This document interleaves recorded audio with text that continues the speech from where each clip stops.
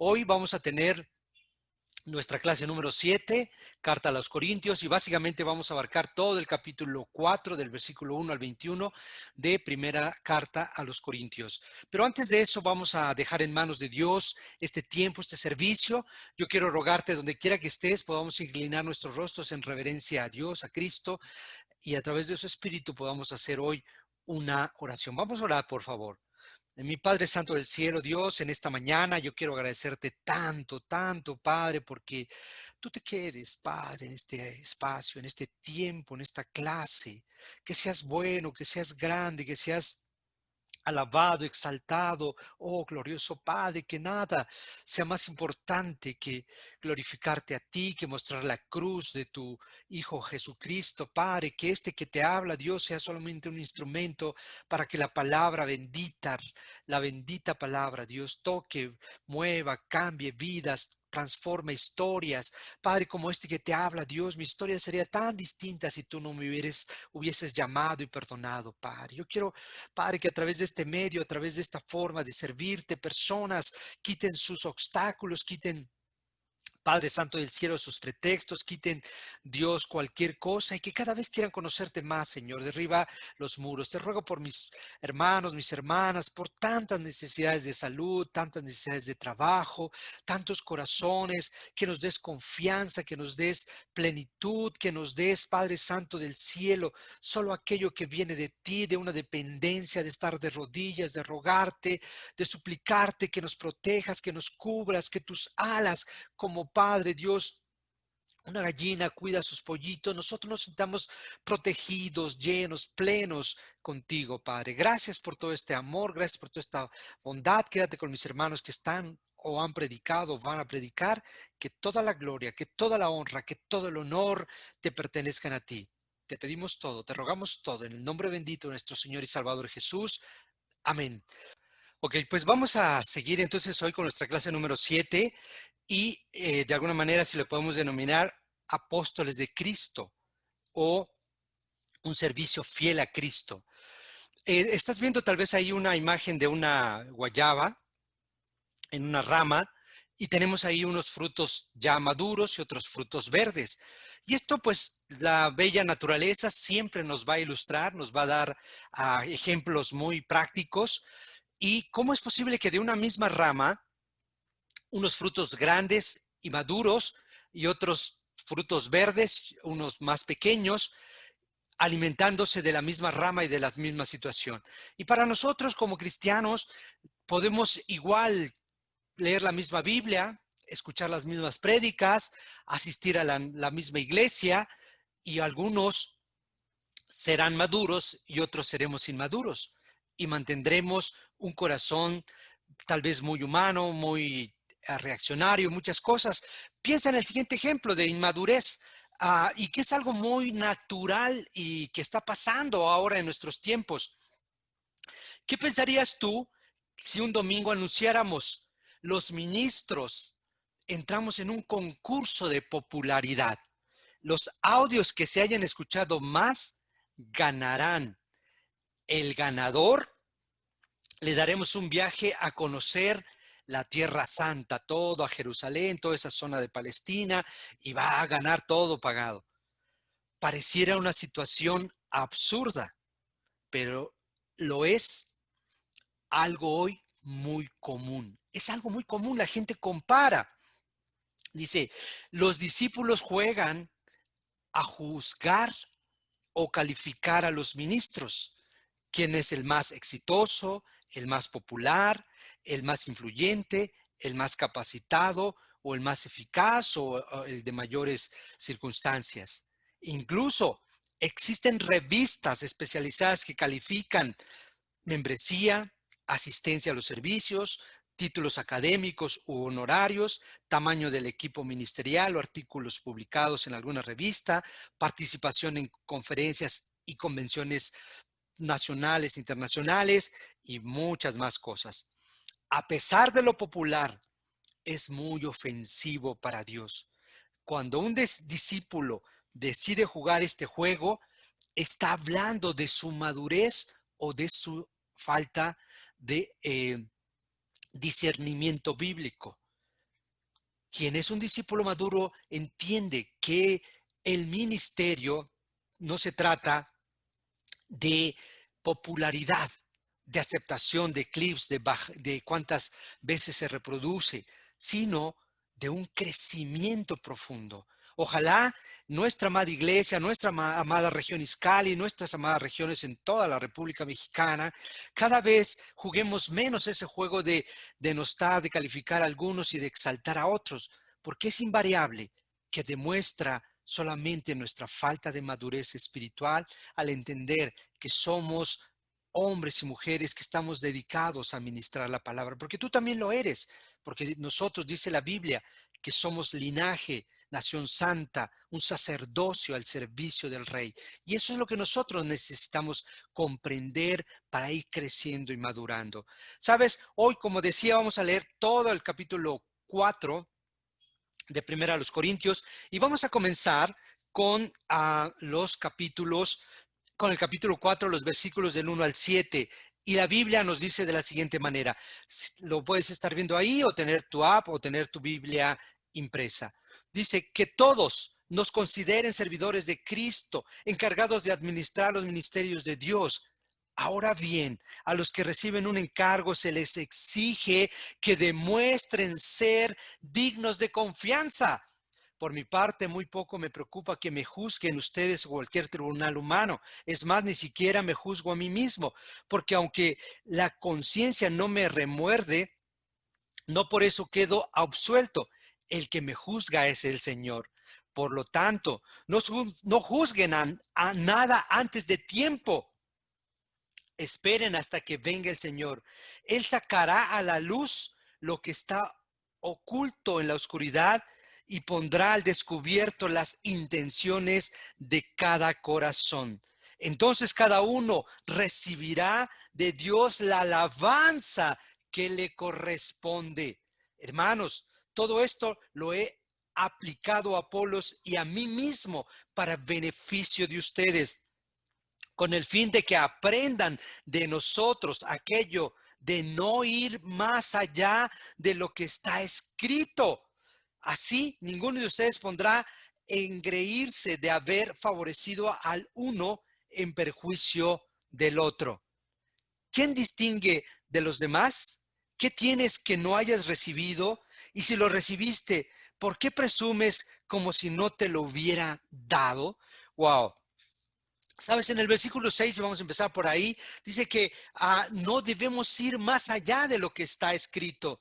Así ninguno de ustedes podrá engreírse de haber favorecido a uno y haber perjudicado a otros. Sabes, cuando somos meramente humanos, nuestra tendencia es a juzgar, a comparar. Mira, este está más preparado, mira, este tiene más títulos. Cuando el reino de Dios, la misericordia de Dios, abarca para todos. Pablo estaba preocupado por esta tendencia humana de la iglesia de Corintio. Recordemos, ellos venían de escuchar a hombres que hablaban de manera espectacular con su oratorio, por su forma, y traían ese embalaje, lo hemos hablado en las clases anteriores, y por supuesto que Pablo quería quitar esa tendencia. Pero algo más dice en este inicio de versículo de este capítulo. Pablo tenía que quitar de la mente de ellos que aún los oradores, los predicadores, los ministros de la palabra, no somos distintos, que somos iguales a cualquier otro, que no somos una cosa más que simples servidores. Dice en el versículo 1, somos administradores de los ministerios, del ministerio de la palabra, de los encargados de los misterios de Dios. Y cuando Pablo usa esta palabra misterios, no se está refiriendo a algo oculto, algo que nadie puede saber, sino la palabra misterio en el Nuevo Testamento se refiere al conjunto de verdades que no podríamos descubrir por nosotros mismos. Son las verdades bíblicas que solo Dios revela, que no se trata de inteligencia, que no se trata de preparación, y no estamos diciendo con esto que no debemos hacerlo, al contrario, hay que prepararse para poder explicar la palabra lo más fidedigna posible. Pero lo que Pablo está diciendo aquí, este ministerio no es algo que alguien lo descubre y se pone a meditar, es algo que el Espíritu, a través de su palabra, de su lectura, de la búsqueda, vas encontrando la manera. En primera de Corintios, nosotros recordemos que estaba refiriéndose todo el contexto que hemos hablado, este ministerio, a la palabra de Dios. ¿Sabes?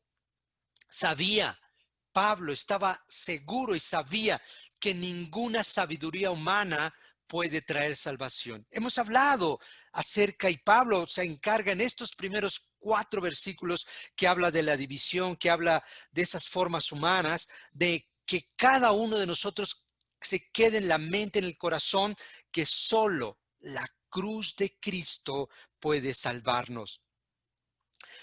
Cuando nosotros tenemos criterios humanos, juzgamos.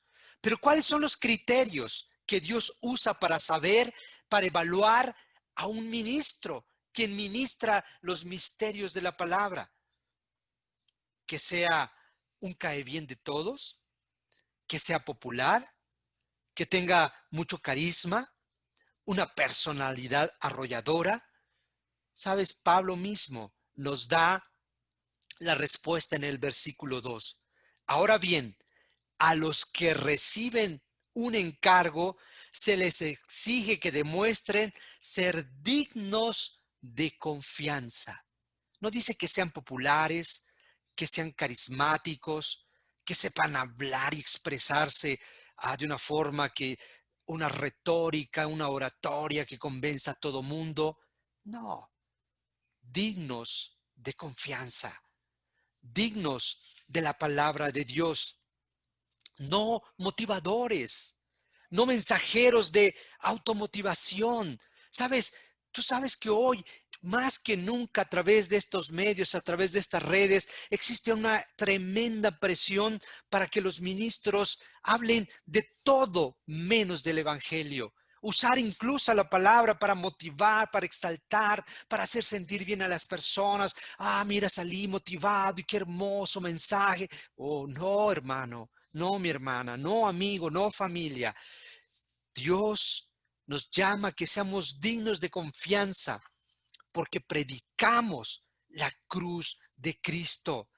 Pablo estaba tan preocupado porque este mensaje trascendiera más allá de su propia vida y que ha llegado hasta nuestros días, que en Timoteo instruye, en 2 de Timoteo 1:13 dice la palabra: con fe y amor en Cristo Jesús, sigue el ejemplo de la sana doctrina que de mí aprendiste.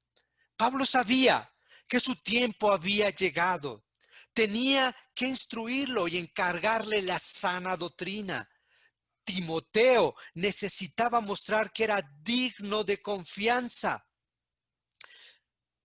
Cuidado, no caigamos en la trampa de ser populares, no caigamos en la trampa de andar inventando temas o andar viendo los temas actuales. Wow, la gente hoy tiene muchas preocupaciones, ve muchas circunstancias, vemos tantas cosas pasando en nuestro país y en el mundo, pero sabes, nada de eso va a salvarte. Lo que Pablo estaba encargándole a Timoteo: olvídate de la popularidad, de la aceptación, de ser carismático. Sé digno de confianza. Y lo que siguiente que quiero decir, lo voy a decir con mucho respeto. ¿Ante quién importa ser aprobado? En realidad, la evaluación que las personas hagan de nosotros no tiene mucha importancia. No es una situación de arrogancia, sino si Dios nos tiene por fieles, ¿qué importa lo que piensen los demás? Si Dios nos encuentra apegados a la encomienda de predicar la palabra, la sana doctrina, ¿qué importa cómo seamos calificados? De administrar los misterios de Dios, ¿qué importa lo que el mundo diga? de predicar todo el consejo de la palabra y no torcerla, usarla para dar un punto que no es bíblico. Si Dios nos encuentra fieles, firmes, dignos de confianza, en realidad cualquier criterio humano, como nos juzguen, no tiene gran importancia. También es de muy poco valor, como lo decíamos al inicio, si nosotros ganáramos ese concurso de popularidad. ¿Qué importaría ganarnos ese viaje si Dios no nos encuentra fieles, firmes, dignos de confianza? En primera de Corintios 4:3 dice: por mi parte, muy poco me preocupa que me juzguen ustedes o cualquier tribunal humano. Es más, ni siquiera me juzgo a mí mismo. Yo puedo aprobarme, tú puedes aprobarme, tú puedes darme clic, tú puedes escucharme, tú puedes bajar cualquier cosa. Pero si Cristo no aprueba lo que hago, ¿tú crees que servirá de algo ganarse un concurso o ser aprobado por la gente? Nada sirve, de nada sirve la aprobación humana si Cristo no nos encuentra fieles. El resultado de nuestra propia evaluación no importa. Solo importa la calificación que Cristo nos dé, porque nuestro corazón es engañoso. Aunque tengo, dice Pablo, no me preocupo ni siquiera yo mismo, dice, en realidad lo que está diciendo, aunque no tengo motivaciones indignas, aunque no veo pecado o no tengo pecado oculto, aunque no tengo una mala conciencia, aun cuando yo me apruebe, eso no importa, porque lo que importa es cómo me va a juzgar Cristo. Lo que va a importar, mi hermano, mi hermana, amigo, es cómo te va a juzgar Cristo, no cómo te juzgas tú, no cómo tú te victimizas o cómo tú haces cosas, sino lo más importante es Cristo juzgándonos. Y también es importante que quedemos claros, esto no es soberbia de no escuchar, no, no estamos diciendo que no es que un ministro de la palabra no tiene pecados, no tiene necesidades, por supuesto que las tenemos. Lo que estamos queriendo decir aquí es que no es la aprobación humana. Yo como un ministro de la palabra y cualquier ministro de la palabra debe estar con humildad escuchando cualquier necesidad que tú ves que yo no voy a alcanzar a ver, porque seguramente es fácil ser indulgentes con nosotros mismos y es fácil ser severo con las demás personas. Tú puedes ver mis grandes necesidades a leguas, pero tal vez no puedes ver las tuyas, como me pasa a mí. Yo puedo ver las grandes necesidades de otros y no veo las mías, y no tanto por una cuestión de negarlo, sino por una cuestión natural. Eso no estamos hablando de eso. Cualquier situación que tú quieras comentar, puedes hacerlo con toda libertad. Escuchar lo que otros ven en mí para seguir cambiando, para seguir transformándome, para seguir siendo menos yo y para convertirme cada vez más en un instrumento de uso especial para Cristo. En otras palabras, ministros, tenemos que permanecer firmes, aunque el mundo nos dé la espalda. Aunque las personas nos abandonen, nosotros necesitamos persistir en hablar de la cruz de Cristo, con fe, con esperanza, con reflexión, con arrepentimiento, con profundidad, pero la cruz de Cristo. Y si eso es motivo de que el mundo busque lo que quiere escuchar, dice Pablo a Timoteo, vendrán tiempos donde no soportarán la sana doctrina. Vendrán tiempos donde se buscarán y querrán escuchar solo aquello que quieren escuchar. Cuidado, como iglesia, como pueblo santo, tenemos que cuidar esas motivaciones que estamos escuchando. En el versículo 5, Pablo dice, no juzguen nada antes de tiempo.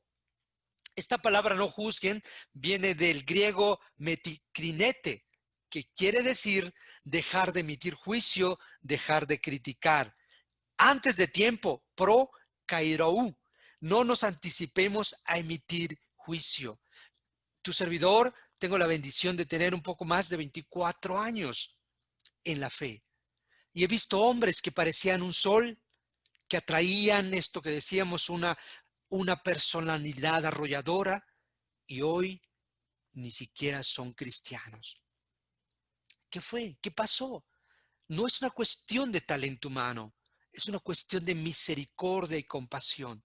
Y habían otros que parecía que no levantaban, que no entendían ni luchas, y hoy son firmes, y hoy son bases de lo que Dios puede seguir haciendo en su reino.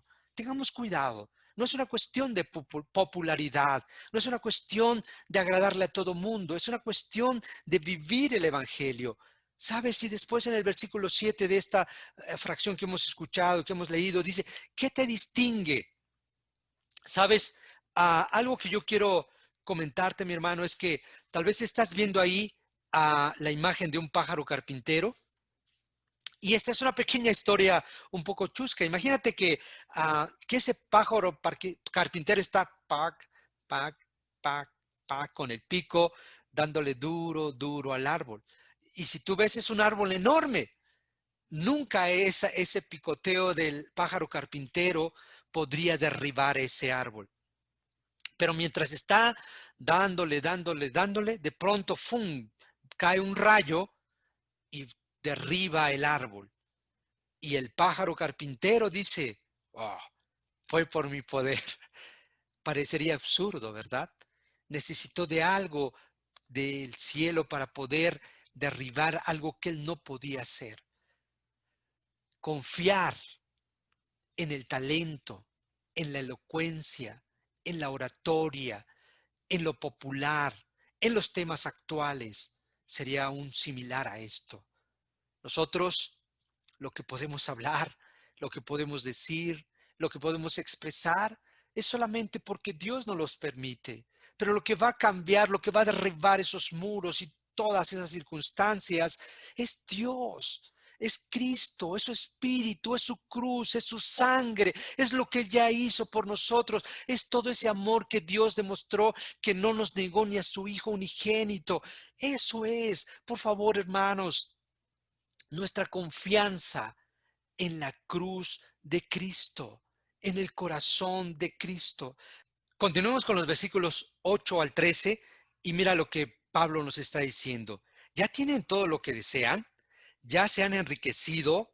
¿Han llegado a ser reyes y eso sin nosotros? Ojalá fueran de veras reyes para que también nosotros reináramos con ustedes. Por lo que veo a nosotros los apóstoles, Dios nos ha hecho desfilar en el último lugar, como a los sentenciados a muerte. Hemos llegado a ser un espectáculo para todo el universo, tanto para los ángeles como para los hombres. Por causa de Cristo, nosotros somos los ignorantes. Ustedes en Cristo son los inteligentes. Los débiles somos nosotros. Los fuertes son ustedes. Y a ustedes se les ha estimado, a nosotros se nos desprecia. Hasta el momento pasamos hambre, tenemos sed, nos falta ropa, se nos maltrata, no tenemos dónde vivir. Con estas manos nos mantenemos trabajando. Si nos maldicen, bendecimos. Si nos persiguen, los soportamos. Si nos calumnian, los tratamos con gentileza. Se nos considera la escoria de la tierra, la basura del mundo, y así el día de hoy. ¿Sabes? Para poder entender esta parte de la Biblia, es importante que conozcamos un poco del contexto del tiempo en que Pablo estaba escribiendo esto. Recordemos que en ese tiempo Pablo estaba hablando a los corintios, que los corintios estaban bajo el poder de Roma. Entonces, cuando las legiones romanas, como estás viendo ahí en la imagen, regresaban victoriosos del campo de batalla, entraban a la ciudad en una gran procesión en el siguiente orden. Primero, venían los militares más veteranos. Segundo, los militares más jóvenes. Detrás de ellos, todos los enemigos capturados. Y aún en ese bloque de enemigos capturados se dividía en ciertos rangos o en ciertas líneas. Primero, los prisioneros de clase alta, o generales, o capitanes, o personas con recursos. Luego, los soldados. Y después, ya por último, la escala más baja, venían todos los condenados a muerte. Todos los que estaban al final de la procesión triunfal se tragaban todo el polvo que los que iban al frente iban levantando. Y Pablo lo que estaba tratando de explicarle aquí a los corintios es: nosotros somos como esa escoria, como esos que ya no tienen derecho. Por eso, mis hermanos, cualquier ministro que se autoexalte, que busque ser más popular por sus técnicas modernas, está faltando a esa ser digno de confianza. Porque un ministro de la palabra no vive para servirse de sus ministrados, sino vive y sirve a quienes Dios le ha puesto para servirlos, para darles, para ministrarles. Cualquiera que busque controlar a las personas está faltando al Espíritu de Dios. ¿Sabes? Pablo estaba haciendo alusión a esta tradición romana de la entrada triunfal, donde los últimos sabían que estaban condenados, que iban a ser gladiadores para los espectáculos y en el peor de los casos iban a ser aventados para comida de los leones.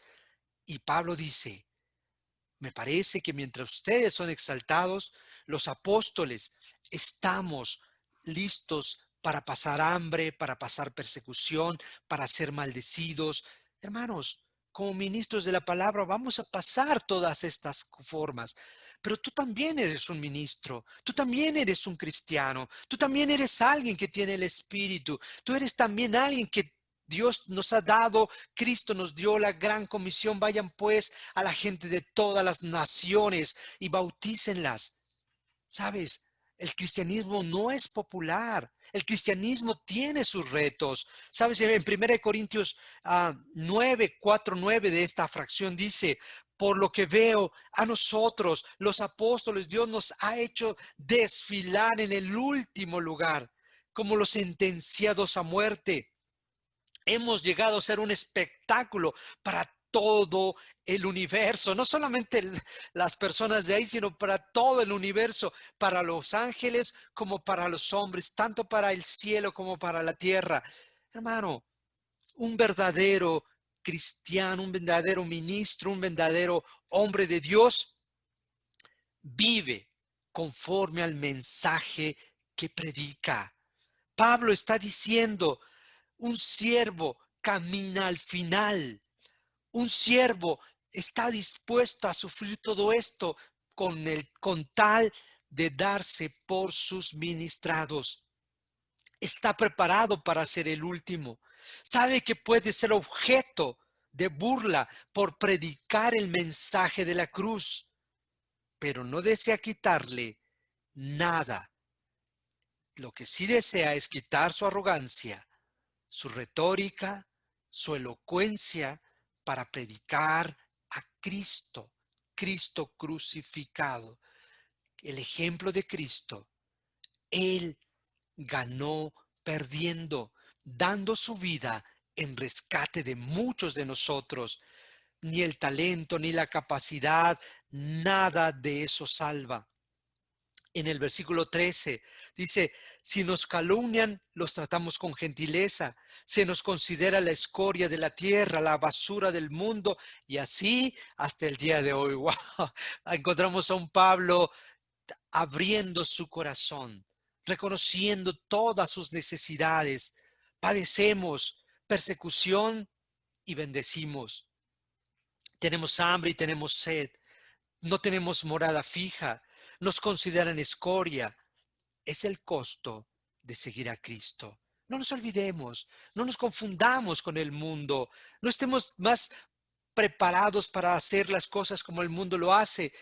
eso no sirve de nada, no salva nada. Y en la última parte ya de esta bloque de la Biblia, en los versículos 14 al 17, Pablo dice lo siguiente: no les escribo esto para avergonzarlos, sino para amonestarlos como los hijos míos amados. De hecho, aunque tuviera ustedes miles de tutores en Cristo, padres sí que no tienen muchos, porque mediante el Evangelio yo fui el padre que los engendró en Cristo Jesús. Por lo tanto, les ruego que sigan mi ejemplo. Con este propósito les envía a Timoteo, mi amado y fiel hijo en el Señor. Él les recordará mi manera de comportarme en Cristo Jesús, como, como enseño por todas partes y en todas las iglesias. Sabes, Pablo en esta parte de la Biblia también abre su corazón y dice: si voy a ser un ministro, voy a promover el camino a la cruz. Tal vez estás viendo ahí el muy conocido: puerta ancha y puerta angosta. Aún si fuéramos esa persona que va a Jesús, amén. Si fuéramos solos, yo espero que no, que cada discípulo, cada cristiano que ha recibido el Espíritu Santo y el perdón de sus pecados a través de las aguas del bautismo, esté dispuesto a caminar ese camino angosto para llegar un día ante Cristo Jesús. En los tiempos de Pablo se esperaba, dice: yo como su padre que los engendré, sigan mi ejemplo. Se esperaba que un hijo siguiera el ejemplo de Jesús. Hoy la gran tristeza de la sociedad actual, y tristemente en nuestras iglesias se ha permeado, es que los hijos no quieren saber el camino de los padres. Algo estamos dejando de hacer porque no podemos llegar a sus corazones, no por nosotros, sino por la gracia y por tal vez cómo nos ven arrodillados, humillados delante de Dios, o tal vez ven todo lo contrario. En el versículo 16, por tanto, les ruego que sigan mi ejemplo. Wow, eso es poderoso. Eso es humildad. Eso es decir, yo dependo de Cristo y aprendamos a depender de Cristo. Yo te preguntaría a ti, padre, ministro, ¿podrías decir, sigan mi ejemplo? Hermanos, tenemos que llegar a eso. Decirle a nuestras hijas, a nuestros hijos, a nuestros hermanos en la fe: sigan mi ejemplo, porque yo soy un siervo de Cristo, que estoy hasta el final para servir y no para servirme de mis hermanos. Wow, aprendamos este ejemplo de Pablo. Los hijos tienen un lugar en el cielo, pero Jesús es el mayor ejemplo de haber dejado su parte divina, su parte de Dios, y bajar a la tierra y morir en la cruz por rescate nuestro. No es congruente un discípulo que suspira por anhelar lo que el mundo anhela: éxito, dinero, pecado, bienes materiales. Eso no es congruente con lo que Pablo nos está enseñando aquí. En el versículo 17, con este propósito les envía a Timoteo, mi amado fiel hijo en el Señor.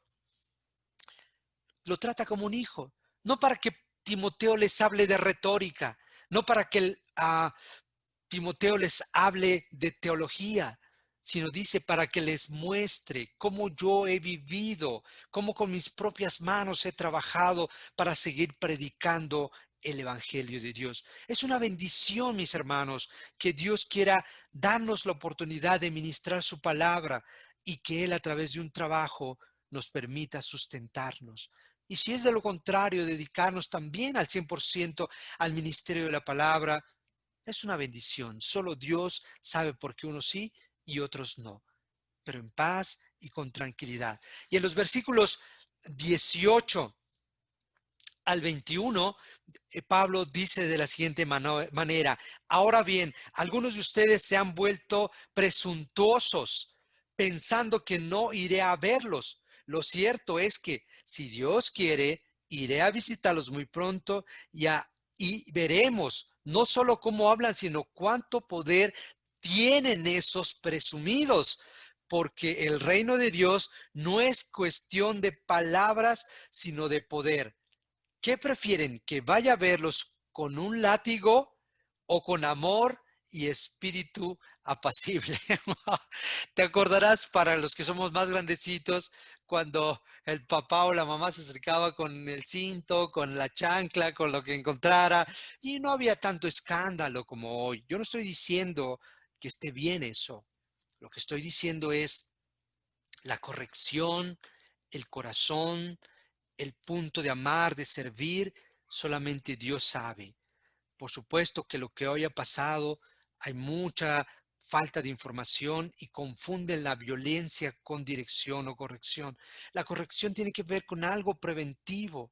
Dice Pablo aquí, entre ustedes se están levantando algunos que con cierta oratoria, que con ciertas palabrerías, que con ciertas maneras de hablar, ya los están ganando. Wow, a ver, ¿y dónde está la transformación de esos que te escuchan? ¿Dónde está esa esos corazones cambiados, esas familias transformadas por predicar? No dice la Biblia, no solo es de palabrerías, sino de poder. La cruz de Cristo que estás viendo ahí, mi hermano, mi amigo, familia, tiene el poder de cambiar vidas. Puedes acercarte con alguien que te haya compartido, con algún cristiano, con un vecino, con alguien o contáctanos a través de estos medios. No somos perfectos, pero te podemos mostrar como hombres sin esperanza, sin talentos, sin nada extraordinario, como lo veíamos el domingo pasado. Dios ha elegido lo peor, lo de las masas, para avergonzar aquello que se siente importante. Quiero decirte que tú y yo, cualquiera de nosotros, que venga Cristo con las manos vacías, con el corazón quebrantado, con la necesidad de encontrarlo, con el deseo de cambiar, Cristo puede transformarlo a través de su cruz maravillosa. Quiero invitarte a que lo conozcas, a que puedas entender que hay un camino distinto para todo aquel que quiere abrazar la cruz de Cristo. No es una cuestión de palabras, es una cuestión de poder a través de su maravillosa cruz y su sangre derramada en favor de cada uno de nosotros. Muchas gracias a todos, que disfruten su tarde